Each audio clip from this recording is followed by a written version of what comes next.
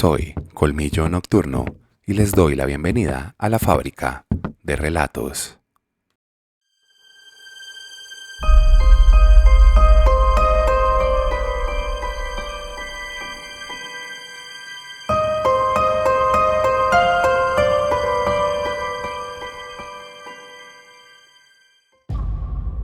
Dicen que cuando morimos, la vida pasa ante nuestros ojos, pero esto no es cierto. Soy joven y tengo cáncer. Eso me ha hecho sensible al mundo espiritual, o eso creo, porque ya he visto ambos lados de la moneda. La mañana del pasado lunes me desperté mareado, sintiendo mucho dolor y comencé a vomitar, lo que me hizo caer de la cama. La quimioterapia está acabando conmigo, pero cuando estaba en el suelo, noté algo muy extraño en la habitación del hospital donde estaba internado. Todo parecía en color sepia y la habitación estaba sucia, muy sucia. Era como si nadie hubiera estado ahí en años. Como no podía levantarme, me apoyé en la cama y me incorporé con mucha dificultad. Me sentía muy vulnerable con esa vieja bata verde y con mi trasero expuesto. Salí de la habitación y comencé a caminar por el pasillo. Todo estaba diferente, pero el hospital no estaba vacío. Había muchos pacientes, algunos apoyados en las paredes, tirados en el suelo e incluso arrastrándose. Era una visión del infierno, literalmente. Entré en la sala de pediatría y había muchos bebés, lo cual era muy extraño, ya que se suponía que estaba en el infierno o en un sueño muy loco. Coloqué mi mano sobre el hombro de una niña que estaba de espaldas a mí para preguntarle qué hacía allí, pero cuando la toqué, se dio la vuelta y pude ver su rostro deformado. Definitivamente no era humana, tenía los ojos muy grandes y saltones, como si tuviera ganchos sujetándole los párpados. Su piel era de un rojo muy profundo y se caía a pedazos. Muy asustado, di unos pasos hacia la puerta para volver al pasillo, pero la niña me tomó del brazo. Su mano estaba helada, a pesar de su apariencia. «Vamos a dar un recorrido por aquí», me dijo. Me di cuenta de que no era una pregunta, no tenía elección. Ella me sacó del corredor y comenzamos a pasar por algunas puertas, como si fuera una guía turística. Me explicaba por qué las personas entraban allí o por qué serían castigadas, y me habló de mis elecciones. Cuando se está muy cerca de la muerte, como tú, hay que seguir algunos pasos, como meditar sobre nuestro comportamiento, lo que deseamos para otros y las consecuencias de nuestras acciones. En realidad, deberíamos pensar en eso toda la vida, pero no estoy hablando de religión. Seguramente ya pensaste en cómo y cuándo morimos. ¿A dónde vamos? No se trata de un seguro de vida, por el contrario, es un seguro de muerte. Estoy aquí para ofrecerte uno. Me llevó a una puerta roja que parecía ser una especie de recepción. Cuando entramos, había una fila enorme que no tenía fin, y ella continuó explicando.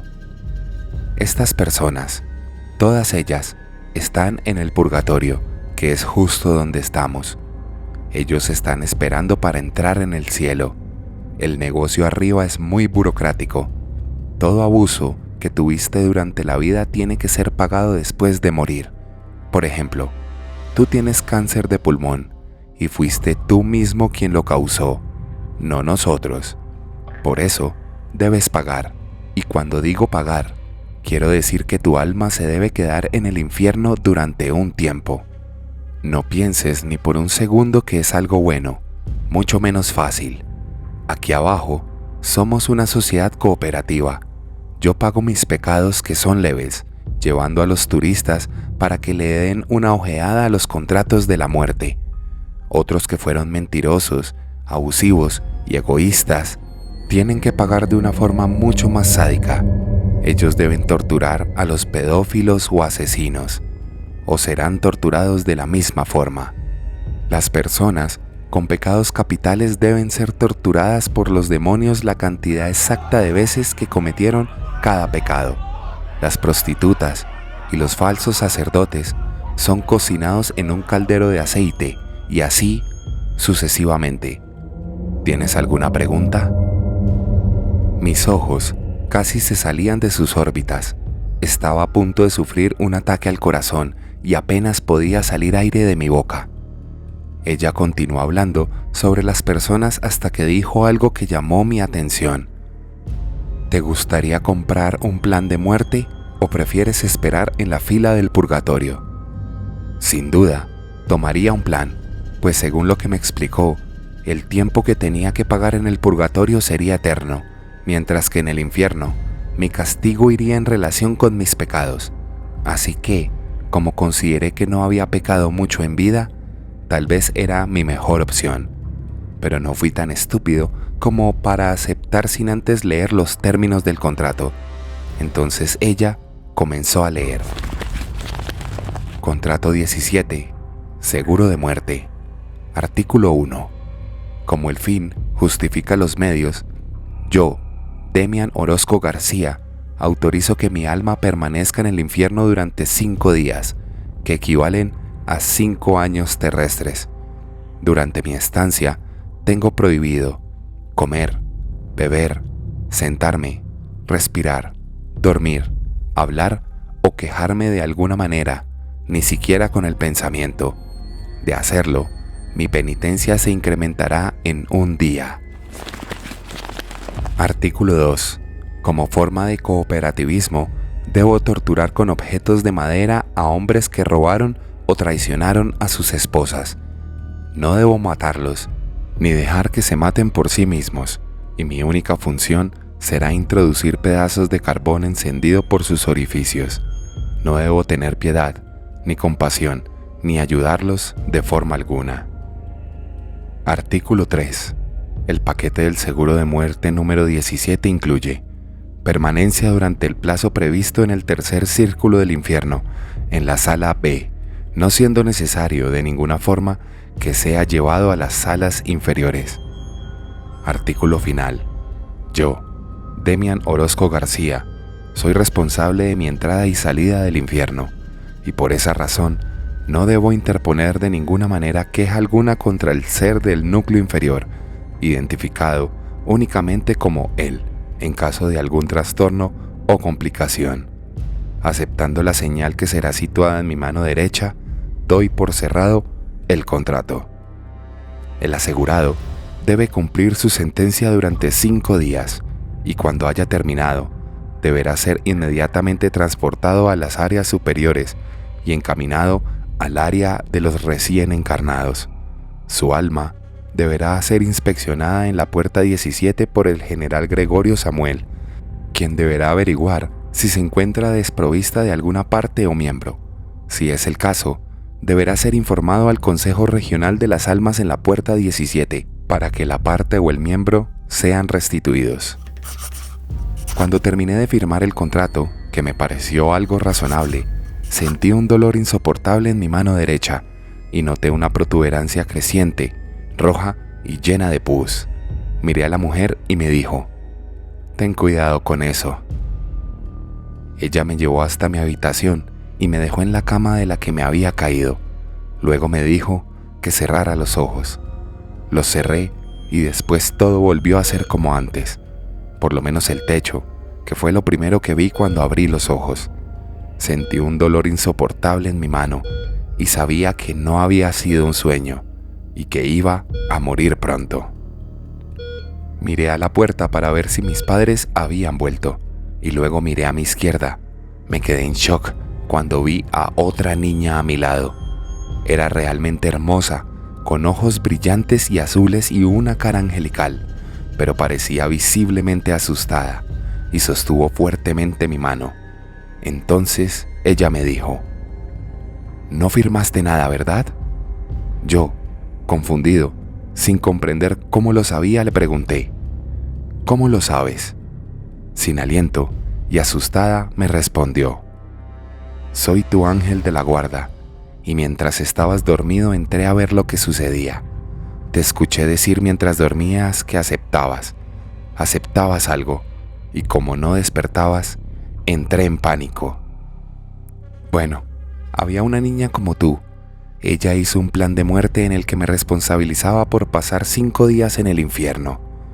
La niña comenzó a llorar y me abrazó. Fue entonces cuando me dijo: yo estaba encargada de llevar tu alma esta noche al cielo. Has sido un buen chico durante toda tu vida. ¿Por qué pensaste que irías al infierno? Ahora, ¿cómo vas a deshacer esto? Tendré que informar que hemos perdido otra alma. La miré confuso, sin entender lo que pasaba, y ella me respondió con una cara llena de lágrimas y tristeza: no firmes ningún contrato con los demonios, ni en tus sueños. En un pequeño pueblo, olvidado por el tiempo, había una casa al final de un camino oscuro que los habitantes evitaban a toda costa. Durante generaciones, se había rumoreado que esa casa estaba maldita. Nadie había vivido allí por más de un año sin caer presa de la locura o de una muerte inexplicable. La última persona en habitarla fue un hombre llamado Ricardo, quien se mudó buscando tranquilidad, ignorando las advertencias de los lugareños. Desde el primer día, Ricardo notó algo extraño en la casa. Las sombras parecían moverse por sí solas, y el aire era siempre frío, incluso en pleno verano. Las noches eran lo peor. Cada vez que intentaba dormir, oía susurros no entendibles, como si alguien estuviera hablando justo al otro lado de la pared. Pero lo que más le inquietaba era el espejo antiguo en el ático, que parecía siempre estar empañado, reflejando imágenes que no correspondían a la realidad. Ricardo, siendo un hombre racional, trató de ignorar las extrañas ocurrencias, atribuyéndolas al estrés de la mudanza y la soledad. Pero una noche, mientras se miraba en el espejo del ático, vio algo que lo llenó de un terror indescriptible. 3 figuras oscuras, de ojos rojos y sonrisa perversa, lo observaban desde el reflejo. Sentía como si esas entidades estuvieran al otro lado, intentando atravesar la barrera del vidrio para alcanzarlo. A partir de esa noche, la situación empeoró. Ricardo comenzó a sufrir episodios de pérdida de memoria. Se despertaba en lugares de la casa donde no recordaba haber ido, con heridas en su cuerpo que no podía explicar. Y cada vez que intentaba recordar lo sucedido, un dolor insoportable le atravesaba la cabeza. Desesperado, contactó al padre Mateo, un sacerdote conocido por haber realizado varios exorcismos en el pasado. Aunque al principio, el padre Mateo dudaba de la veracidad de la historia, al ver el estado de Ricardo y sentir la pesada atmósfera de la casa, aceptó realizar el ritual. El día del exorcismo, la casa estaba sumida en una oscuridad antinatural. Ni siquiera la luz del sol lograba penetrar las ventanas. El padre Mateo preparó todo lo necesario y comenzó a recitar las oraciones.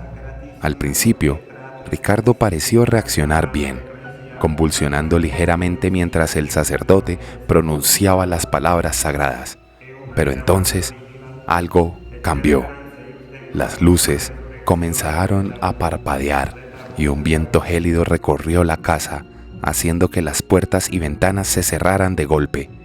Ricardo dejó de moverse y su cuerpo se quedó rígido, como si algo lo estuviera sujetando desde dentro. De repente, su rostro se distorsionó en una mueca grotesca y 3 voces diferentes comenzaron a hablar al unísono, burlándose del sacerdote y desafiándolo. El padre Mateo sintió el miedo apoderarse de él, pero continuó el exorcismo, aumentando la intensidad de sus plegarias. Sin embargo, los demonios no cedían. Cada palabra que el sacerdote pronunciaba parecía alimentar su furia. Ricardo, ahora completamente poseído, se levantó con una fuerza inhumana y comenzó a atacar al sacerdote, mientras las voces dentro de él gritaban maldiciones en lenguas antiguas. En el clímax del ritual, el cuerpo de Ricardo comenzó a levitar, retorciéndose de formas imposibles. De sus ojos y su boca emanaba un humo negro y espeso, como si su propia alma estuviera siendo consumida por el mal. El padre Mateo, con su fe tambaleante, hizo un último esfuerzo y vertió agua bendita sobre Ricardo, quien soltó un grito desgarrador que resonó por toda la casa. Pero fue en vano. Los 3 demonios eran demasiado poderosos. Con un último espasmo, el cuerpo de Ricardo cayó al suelo, inmóvil, con los ojos abiertos, pero vacíos, como si todo rastro de vida hubiera sido arrancado de su ser. Los demonios, habiendo logrado lo que querían, desaparecieron en el aire, dejando solo un silencio sepulcral y una sensación de profunda desesperanza. El padre Mateo, destrozado por lo sucedido, se arrodilló junto al cuerpo sin vida de Ricardo, susurrando una oración por su alma. Sabía que los demonios aún acechaban en algún lugar, esperando a su próxima víctima. Pero en ese momento, lo único que podía hacer era rezar y pedir perdón por no haber sido lo suficientemente fuerte para salvar a Ricardo. Desde entonces, la casa permaneció deshabitada, un recordatorio siniestro de la tríada maldita que había reclamado otra vida. Y aunque los habitantes del pueblo nunca volvieron a hablar de ello, nadie podía olvidar los gritos que esa noche se escucharon, ni la terrible tragedia que se había llevado a Ricardo. Era una noche fría y lluviosa en Madrid. Las gotas de agua se estrellaban contra el parabrisas de mi taxi, difuminando las luces de la ciudad en un mosaico de colores difusos. La estación de tren de Atocha estaba especialmente animada, con el ir y venir de pasajeros que buscaban refugio de la tormenta. Había pasado un turno largo y agotador, pero sabía que aún quedaba una última carrera antes de terminar mi jornada. Fue entonces cuando un hombre mayor, vestido con un abrigo oscuro y un sombrero de ala ancha, se acercó a mi taxi. Su rostro estaba en sombras y la luz de la estación no lograba penetrar el misterio que lo envolvía. Subió al coche sin decir palabra y me dio una dirección que no conocía bien, un ático en el barrio Tetuán. Arranqué el motor y nos pusimos en marcha. La lluvia parecía intensificarse, golpeando el techo del coche con una cadencia monótona. El hombre se sentó en el asiento trasero, inmóvil, con la cabeza inclinada. Cada tanto, un relámpago iluminaba el interior del taxi, revelando brevemente su rostro, que parecía más cansado y triste en cada destello. Durante el trayecto, el ambiente en el taxi se volvió opresivo. No sabía por qué, pero había algo inquietante en la presencia de ese hombre. Su silencio, el hecho de que no me mirara ni hablara, me ponía nervioso. La ruta que tomamos nos llevó a través de calles desiertas, con casas viejas que parecían aún más siniestras bajo la lluvia. Cuando finalmente llegamos a la dirección que me había proporcionado, me detuve frente a un edificio antiguo y desgastado por el tiempo. El hombre salió del taxi sin decir una palabra y antes de que pudiera ofrecerle ayuda con su equipaje, desapareció en la oscuridad del portal. Observé cómo se desvanecía en la lluvia y un escalofrío recorrió mi espalda. Algo no estaba bien. Decidí esperar unos minutos para asegurarme de que hubiera llegado a salvo, pero mientras lo hacía, un sentimiento creciente de inquietud me envolvía. Miré el edificio. Era un antiguo bloque de apartamentos con un aire descuidado, como si hubiera sido olvidado por el tiempo. Las ventanas estaban cubiertas de polvo y algunas de ellas estaban rotas. De repente, una figura apareció en la ventana del último piso. Era la silueta del hombre, pero algo en su postura era extraño. Parecía inclinado hacia adelante, como si se estuviera mirando hacia abajo, observándome. Me sentí incómodo y para calmar mi nerviosismo decidí salir del coche y dar una vuelta por la cuadra. Mientras caminaba bajo la lluvia, empecé a notar cosas que no encajaban. Las luces de la calle parpadeaban intermitentemente, creando sombras inquietantes. El silencio de la noche estaba interrumpido solo por el sonido constante de la lluvia. Entonces, escuché un grito agudo, seguido por un silencio mortal. Me detuve en seco, el corazón latiéndome en el pecho. Regresé al taxi y con la esperanza de encontrar alguna explicación lógica, me acerqué al edificio. La puerta del portal estaba entreabierta y una escalofriante sensación me invadió al adentrarme en el vestíbulo oscuro. La luz del pasillo parpadeaba débilmente, proyectando sombras grotescas en las paredes. Subí por las escaleras hasta el último piso, guiado por un sentimiento inexplicable de que algo terrible estaba por suceder. Al llegar al ático, encontré la puerta abierta.